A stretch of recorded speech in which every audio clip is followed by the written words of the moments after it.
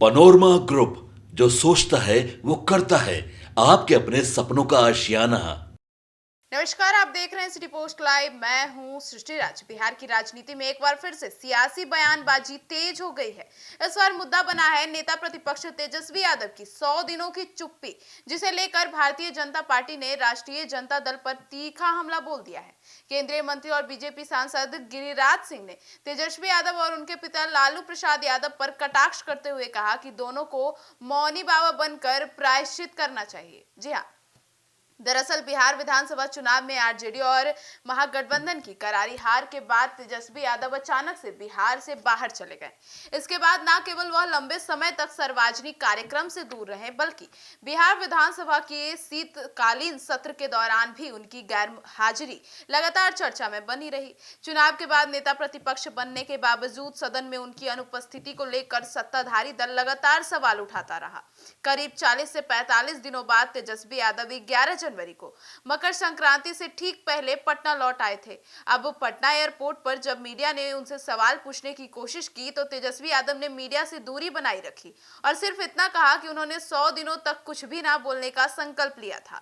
तेजस्वी के इस बयान के बाद राजनीतिक हलकों में कई बहस छिड़ गई। तेजस्वी यादव ने इस मौन व्रत को लेकर केंद्रीय मंत्री गिरिराज सिंह ने बेगूसराय में तीखी प्रतिक्रिया दी। अब उन्होंने कहा कि चुनाव में मिली हार और जनता के फैसले के बाद तेजस्वी यादव को सिर्फ चुप ही नहीं रहना चाहिए, बल्कि अपने पिता लालू प्रसाद यादव के साथ मौनी बाबा बनकर प्रायश्चित करना चाहिए। जी हाँ, गिरिराज सिंह ने तंज कसते हुए कहा कि दोनों बाप बेटा को 100 दिनों तक मौन रहना, जनता से माफी मांगनी चाहिए। बीजेपी का हमला यही नहीं रुका। प्रदेश अध्यक्ष संजय सरावगी ने भी तेजस्वी यादव पर तीखा निशाना साध दिया। उन्होंने कहा कि बिहार की जनता पहले ही तेजस्वी यादव का सुपड़ा साफ कर चुकी है। चुनाव में हार के बावजूद नेता प्रतिपक्ष बने तेजस्वी यादव, लेकिन विधानसभा के पहले ही सत्र में उनका गायब रहना उनके राजनीतिक दायित्वों पर सवाल खड़ा करता है। संजय सरावगी ने कहा कि नेता प्रतिपक्ष की जिम्मेदारी होती है कि वह जनता की आवाज सदन में मजबूती से उठाए, लेकिन तेजस्वी यादव 40 से 45 दिनों तक बिहार से बाहर रहे और सदन की कार्यवाही से दूर रहे।